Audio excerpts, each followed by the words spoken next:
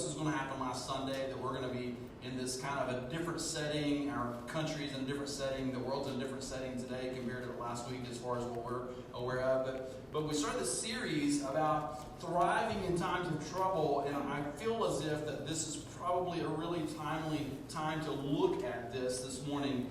This past Sunday, we looked at it from the perspective of the book of Psalms, and today we're going to look at it from the perspective of Paul and the struggles that he faced in 2 Corinthians.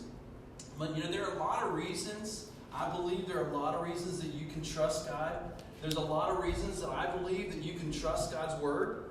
I've found that God's Word is faithful. I believe that God is faithful. I believe that God is faithful in leading us to understand Him, to know Him, to follow Him, to pursue Jesus, because God has been good in pursuing us. But one reason that I believe that we can trust the Bible is because the Bible is honest. I mean, the Bible is honest about suffering. If you were trying to start some kind of a weird, crazy religious following, and you're trying to get people just to kind of jump on the bandwagon, drink the Kool-Aid, you're probably not going to tell them that, hey, if you follow me, things can be difficult. You're probably not going to put that in your sacred writings. You're probably not going to put that in your scriptures. But what we find is we know the Bible is true. And one reason we know the Bible is true, one reason we know that we can trust God is that God doesn't whitewash things. He tells us, hey, you follow me, and it's going to be tough sometimes. You follow me, you do what I'm calling you to do, you follow me as my disciples. And there's sometimes, the Bible tells us this, that it's sometimes going to be hard. As a matter of fact, Jesus in John 16, verse 33, he tells us this. He says, I have told you these things. He says to the disciples, and as you, as a follower of Jesus, you're a disciple of His, you're a follower of His. He says, I have told you these things so that in me you may have peace. He says, you will have suffering in this world, but be courageous. The English Standard Version says, but take heart. Be courageous. Take heart. He says, I have conquered the world. So we can go right to that point where we know this is the reality. He has conquered the world. We know that He is victor. We know that He is king. But don't miss out also on what He says. He says that in this world you will have suffering. If you are His child, if you are following Jesus, as a matter of fact, even if you're not, but there is going to be, we're promised there's going to be suffering. There's going to be hard times. Remember last week we said that either you're getting ready to go into a hard time or you're just coming out of a difficult time. That's true for all of us. Or maybe you're in the middle of that hard time or difficult time. And Jesus is like, hey, it's going to happen. There's going to be suffering in this world. The reason being, because you look at the very beginning, God created the heavens and the earth. He created Adam and Eve. He placed them in the garden to have fellowship, to have a relationship with Adam and Eve, our great-great-great-great-great-grandparents. And then He told them in the center of the garden where He placed them, there's this tree, and He says, don't touch it. Don't look at it. Don't bother it. Don't go around it. Don't eat of its fruit. And yet, what did they do? Eventually, Satan came in disguised as a serpent and tempted Eve, and so being also through Eve, her husband. So Satan was behind the whole thing. We blame Eve, but it's not Eve's fault. It's both of them's fault. They were both sinful. They both took a bite from that tree. And because of that, here's this perfect world that God had designed. And Adam and Eve took and they bit from this tree. They ate from this tree. And what happened? As a result, suffering has come into the world. Pain has come into the world. Sin has come into the world. But the great news of God is that He wasn't content with leaving us in that place. He wasn't content with just leaving us in our sin. That He had a desire and a design to bring us to Himself. And that desire was displayed through Jesus, the Son of God, dying on the cross for our sin, never having sinned Himself, never having done wrong, being tempted to do wrong, just as we're tempted, but Jesus never sinned. And so He died on the cross for our sin. And here is this Jesus saying, hey, there's going to be, before He left, before He was crucified, He said to His followers, hey, there's going to be suffering. But don't fear. Don't become weak at the knees. Don't give in. Don't give up. Because I want you to have peace in me. Because listen, I have overcome the world. And the Bible does not minimize suffering. The Bible does not make less of suffering. Instead, some parts of the Bible are actually really hard to read, right? There are some places in the Bible where you see people dying, you see people getting killed, and you want the person so greatly to follow God, and then you know the rest of the story, and you know they're not, you know there's going to be suffering as a result of that, and there's going to be pain as a result of that. The Bible doesn't hide this.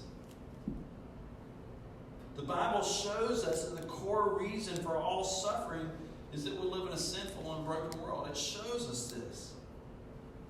It shows us this is the reality. The Bible in this does not look down on. Sometimes you look down on yourself because you suffer and you think you're the only person. You experience trials, and sometimes, many times, those trials are not things you bring on yourself. And what happens many times, we are shameful because of our trials, and we think people look down on us because of our suffering. Sometimes we feel as if even that God, this is our feelings. I'm not saying God does this, but sometimes we feel as if God looks down on us and doesn't care for us, and so we suffer because of that. That's what we feel as if sometimes. But the Bible does not look down on the one who's suffering. Instead, Jesus is saying to those who would suffer, to those suffering that was coming, he says, I want to be your peace. I want you to have courage because I've overcome the world. Sometimes in your suffering, though, in my suffering, there are times where I feel alone. There's sometimes in your suffering when things are going bad, when you're having a difficult day, and that difficult day turns into a difficult week, and that difficult week turns into a difficult month, and then it's a difficult season. There are times in that you feel alone. You feel as if you don't count. You feel as if you don't matter. You feel insignificant, and you feel as if there's no way forward for you. We all feel this, but the Bible shows us God being a good God, being a faithful God, shows us in His Word that we're never alone. Shows us in His Word that you do matter. God shows us in His Word that you are significant. He shows us that He has made a way for you. He's not just created you, but He has created a way for you, and a way through your suffering, and a way out of your suffering. He shows us that God shows us that He does have a good future for us.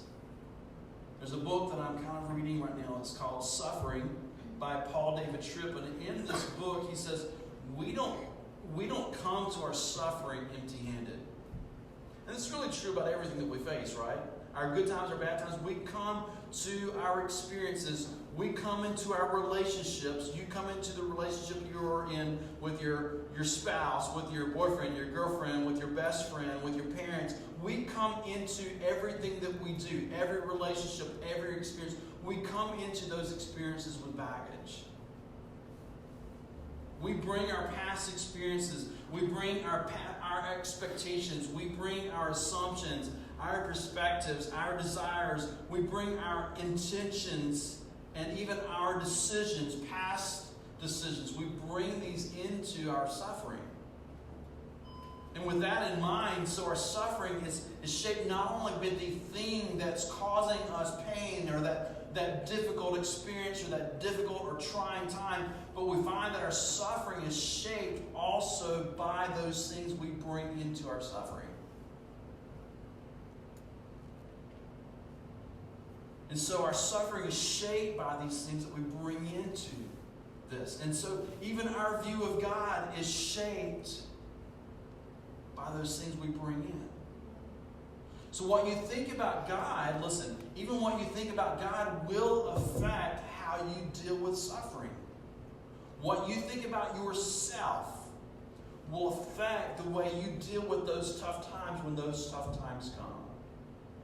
what you think about, what you feel about your family of origin, those past experiences, what you think about that tough experience that you remember from when you were a little kid, what you think about that time and how you made it into that tough time and how you made it through that tough time, and maybe you didn't do so well, but what your experience was back then, we bring that into our future experiences and our future suffering.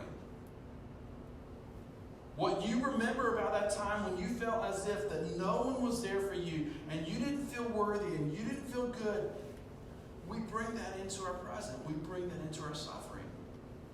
When you think about your goal and your purpose for your life and what you believe God is your goal, what goal that God has for you, we bring those things. We bring that into our suffering.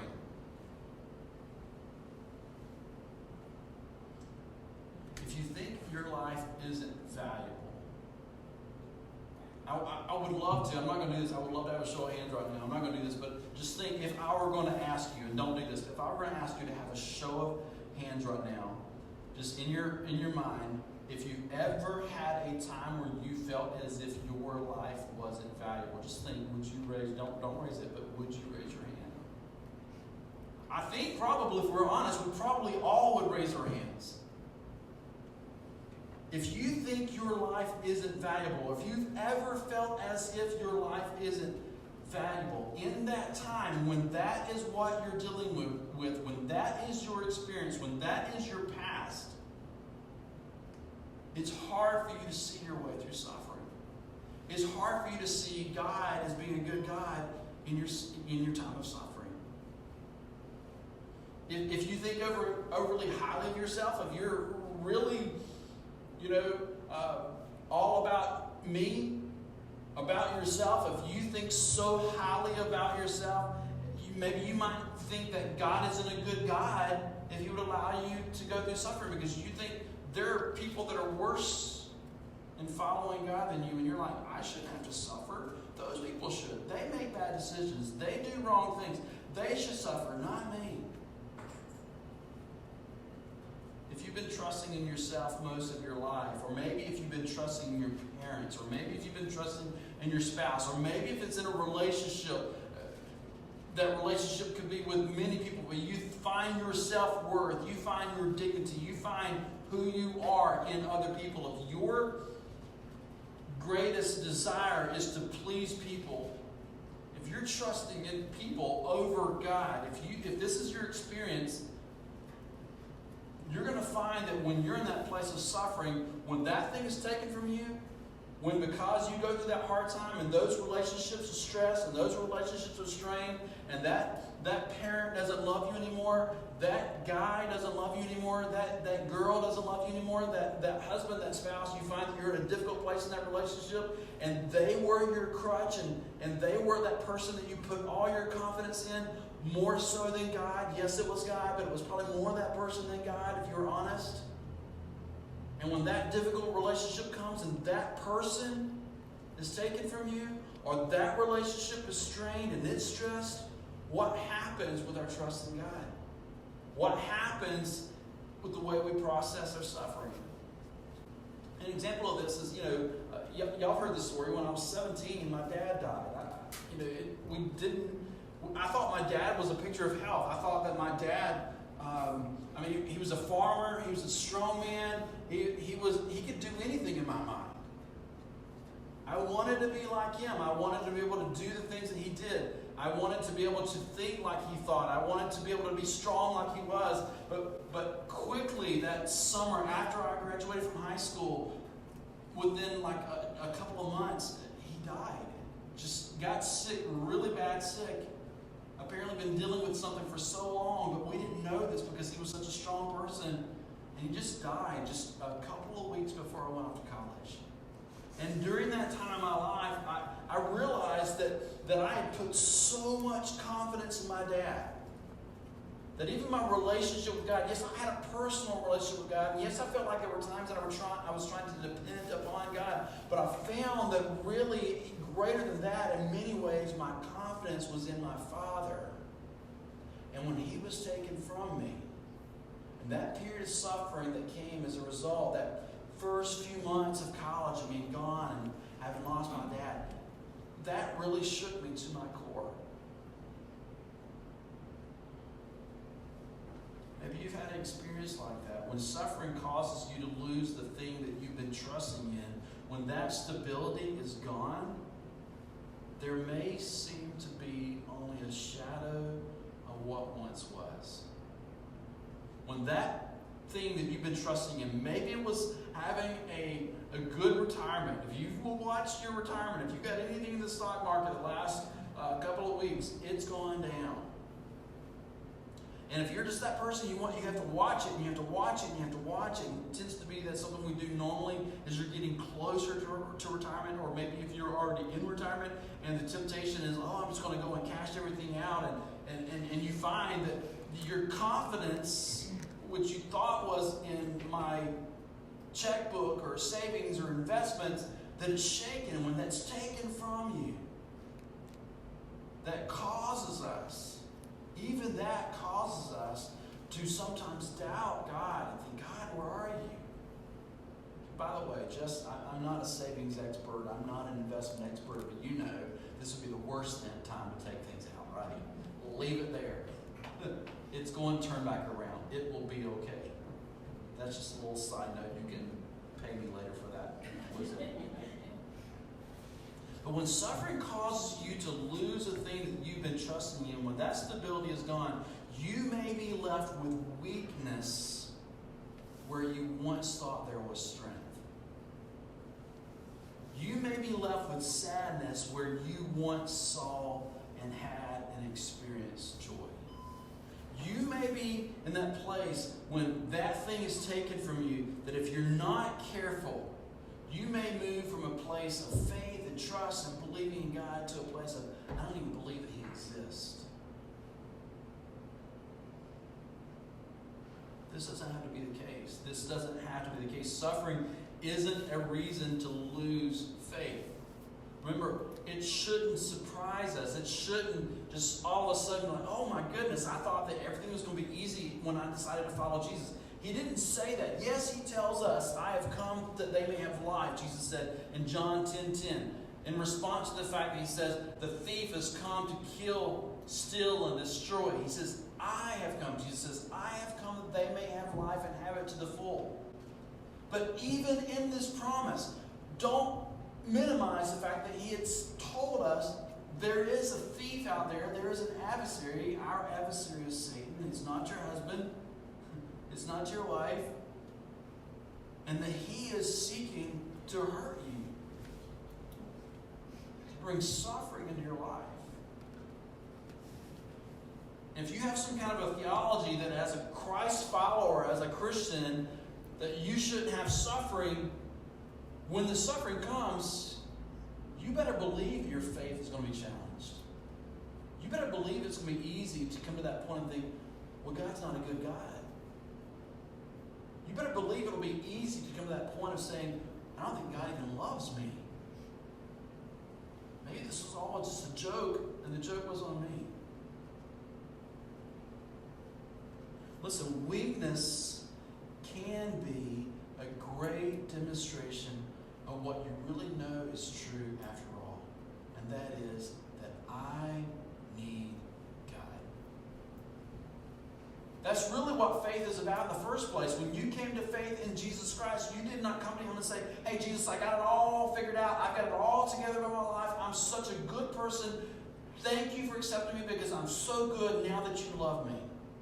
And then because of that, you love me. That's not the way it is. You come to Him recognizing that you're a sinner, that you're broken, that you need Him, and that He loves you in spite of your sin, that He pursued you. You come to Him in that place of weakness and brokenness, and in that place you say, I believe in you, I trust in you, I follow you, and that's where you find your hope. The reality is that your faith was born in weakness, in your weakness, in my weakness. Our faith is born in our weakness.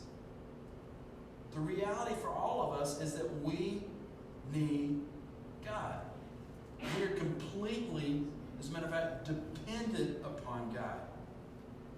Not just as a way to get into heaven one day, but we're dependent on God each and every moment of every day. I'm dependent upon God to help me to become the person that I am meant to be right now. We say, hey, I'm going to start following you again, God, when things get perfect in my life. I'm going to start trusting you again. I'm going to start reading my Bible when things get worked out. God's like, no, I don't want you to wait for that future you and that future time. I want you to understand that I am here with you right now in this time of suffering. I want to be your peace. I want you to have courage. Jesus is like, be courageous because I have overcome the world.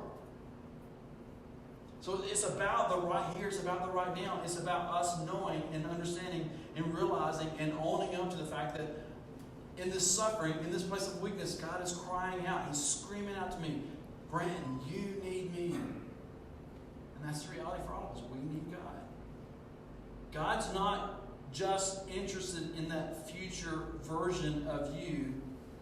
No, He's interested in you right now, even in my suffering.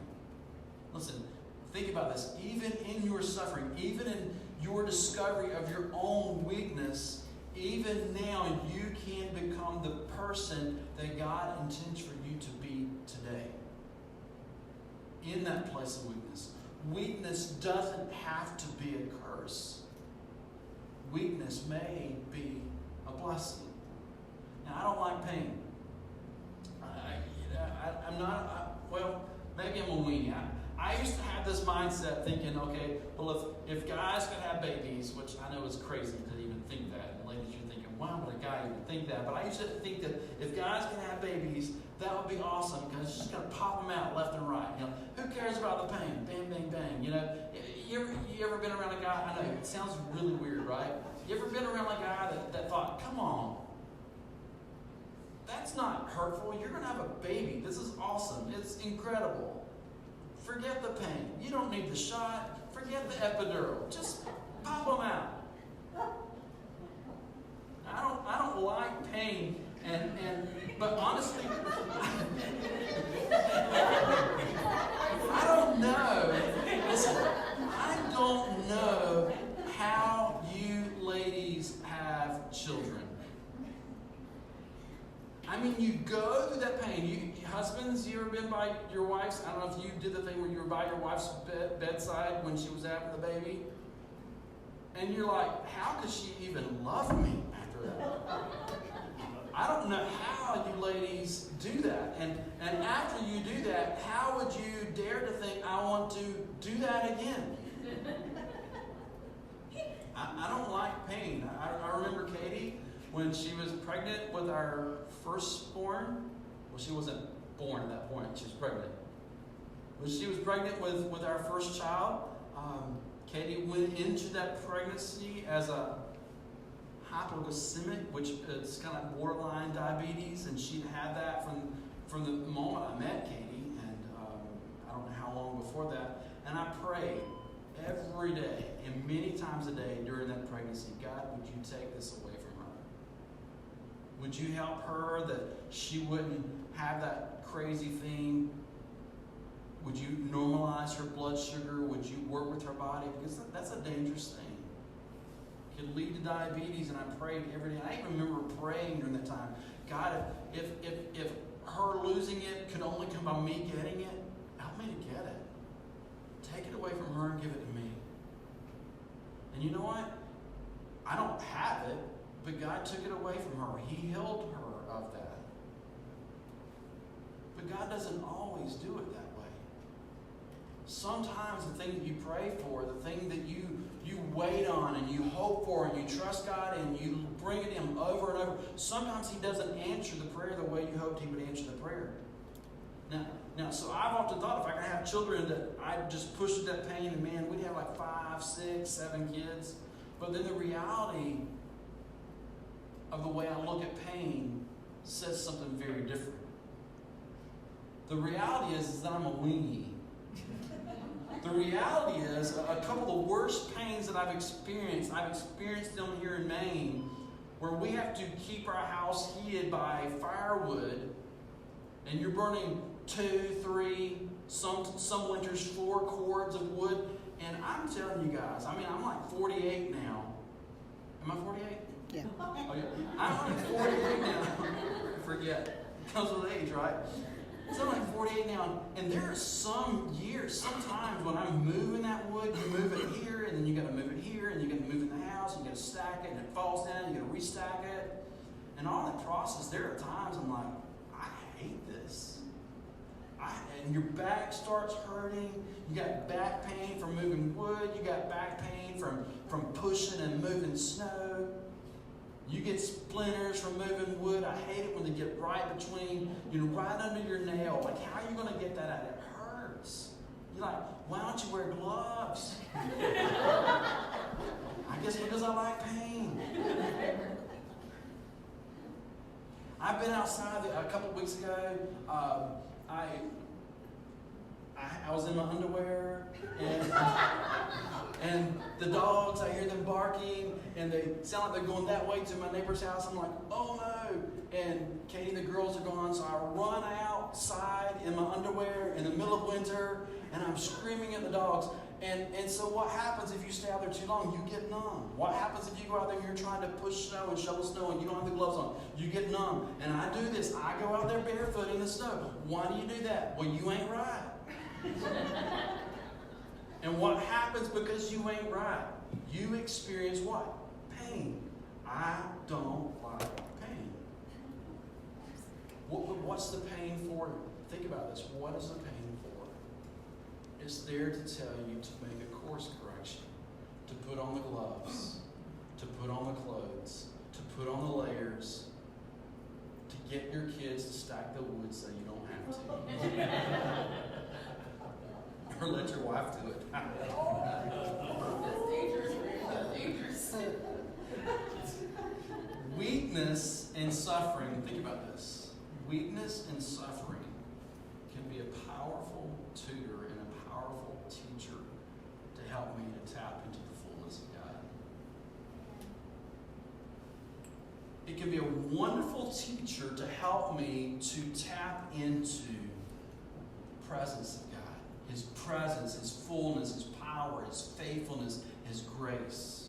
In 2 Corinthians 12, you're wondering if we're going to get to this one. In 2 Corinthians 12, we're going to look at verse 7. Now, when Paul began following Jesus, remember his past. In his past, he was known as Saul, and he was persecuting the church, and he was overseeing the death of Christians, and he was the one that was like, hey, yeah, this one is the one we're going to take down today.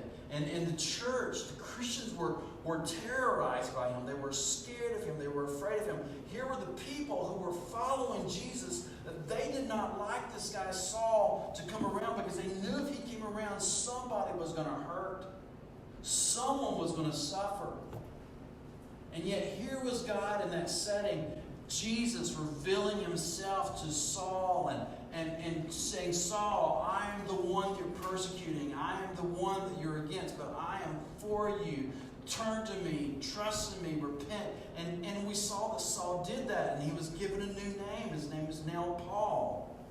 He once was doing the religious thing, but his own thing, thinking that he was being a good person, but the reality was that he was far from God. And even while he was far from God, God pursued him.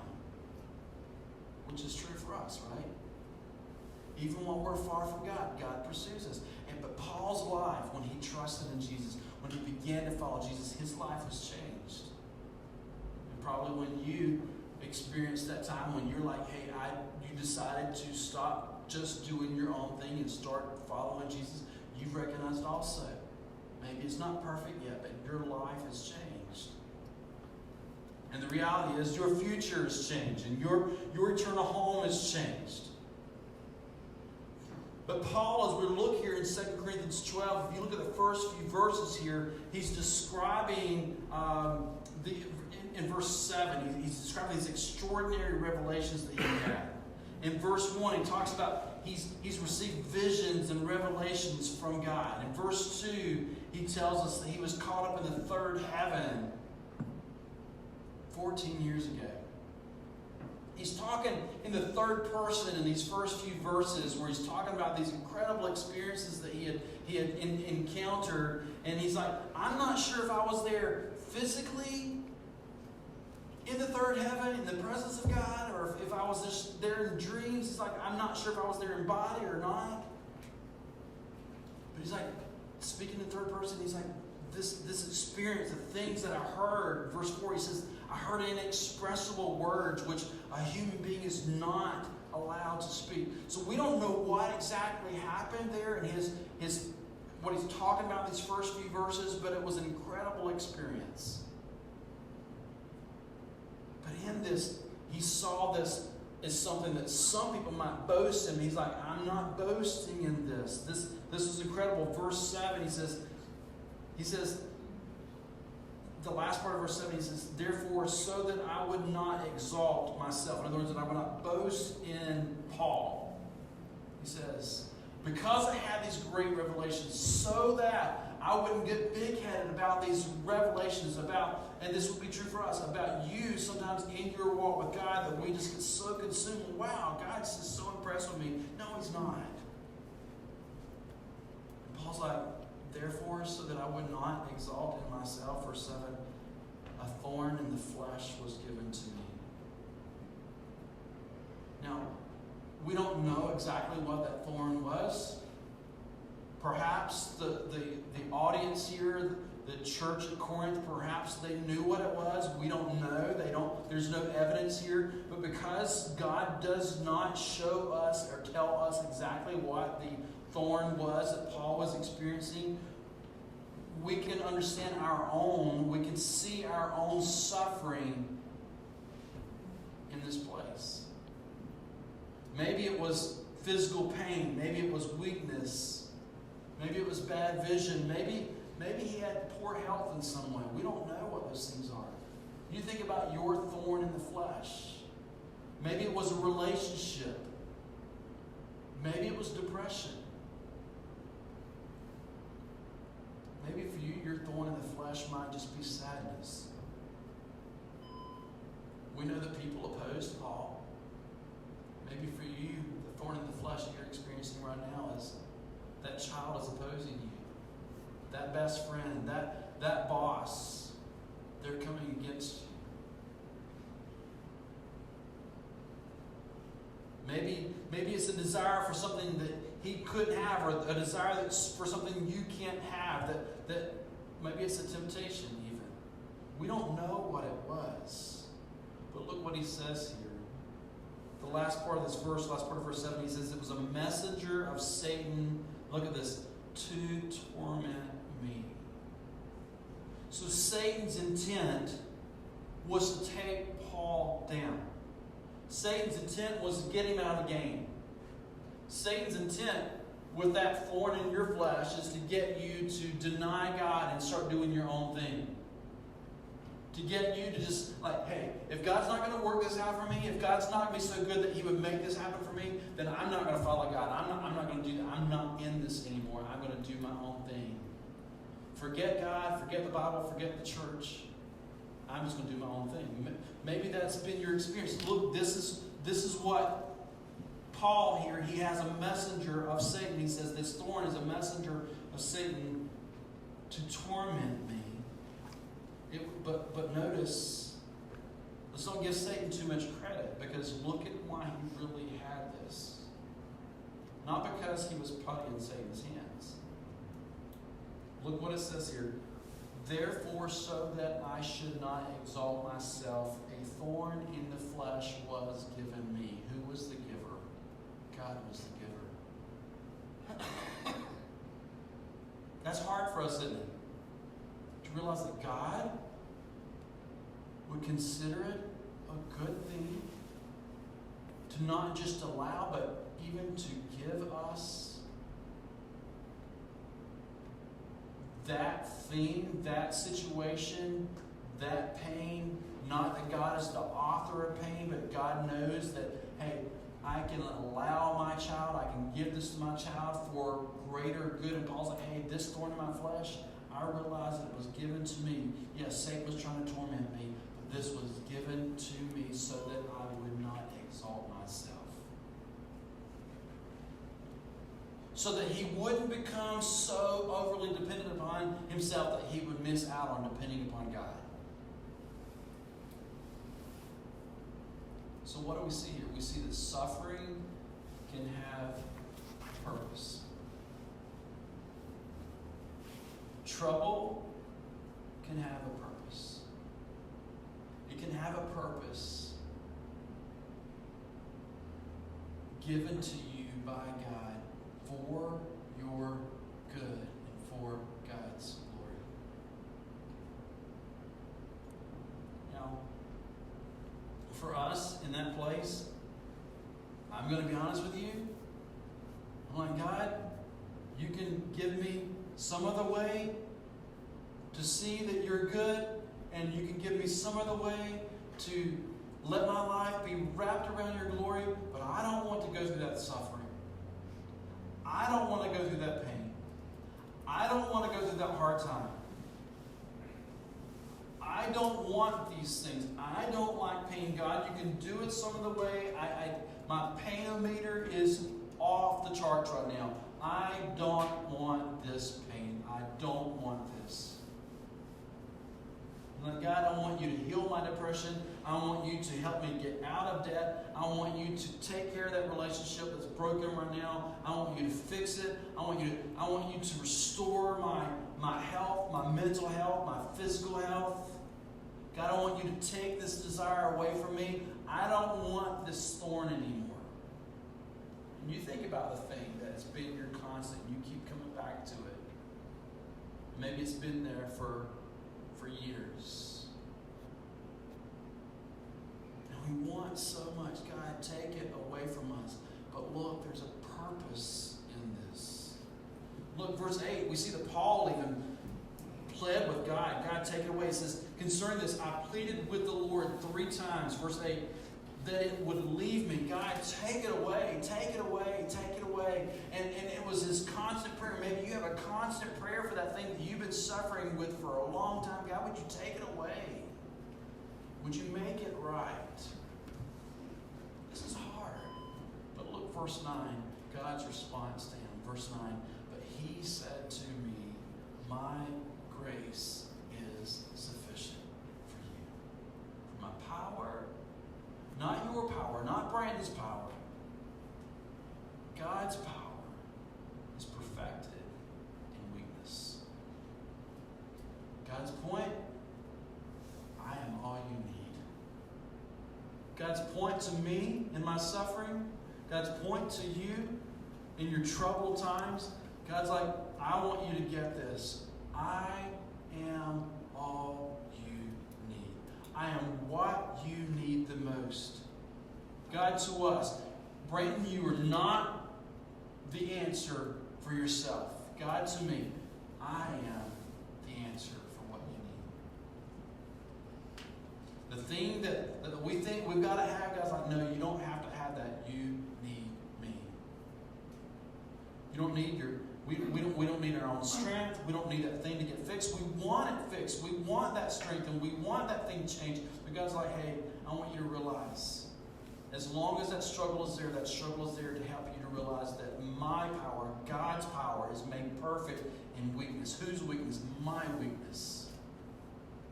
Through that pain, through that suffering, to realize that I need God more than that person.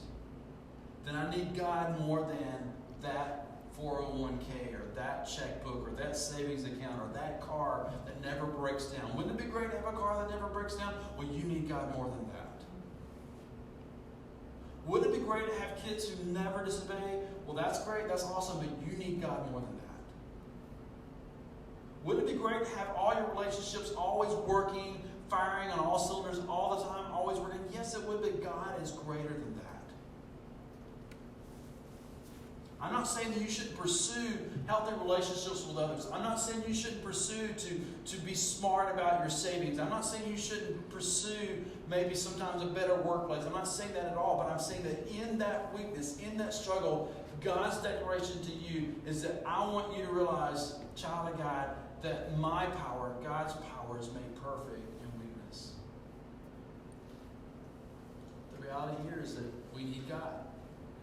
Coming back to the basics of our faith, we need God. Verse 9, the second part says, therefore, I will most gladly boast all the more about my weaknesses, so that Christ's power may reside in me. You think about it, that's a loaded statement.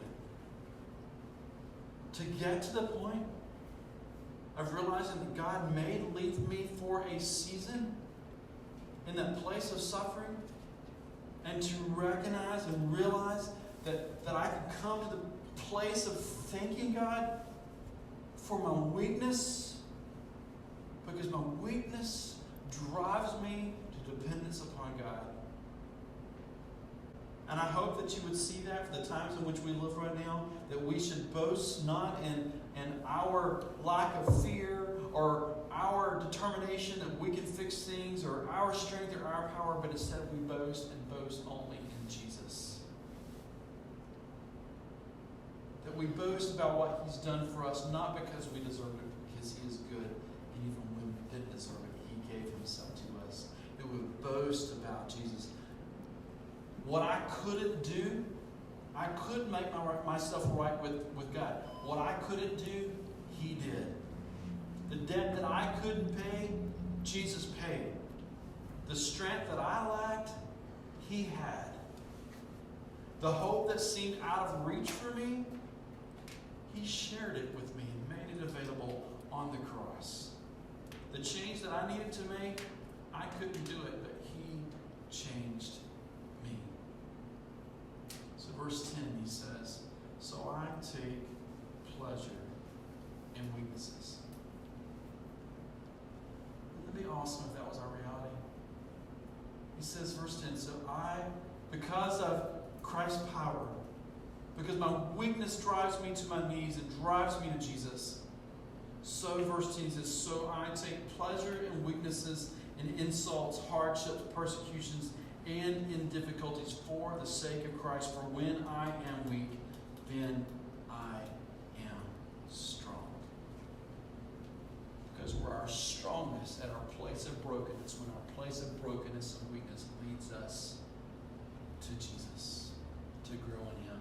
As we looked at in a recent series, John 3:30, John said, He, Jesus, must increase that I may decrease.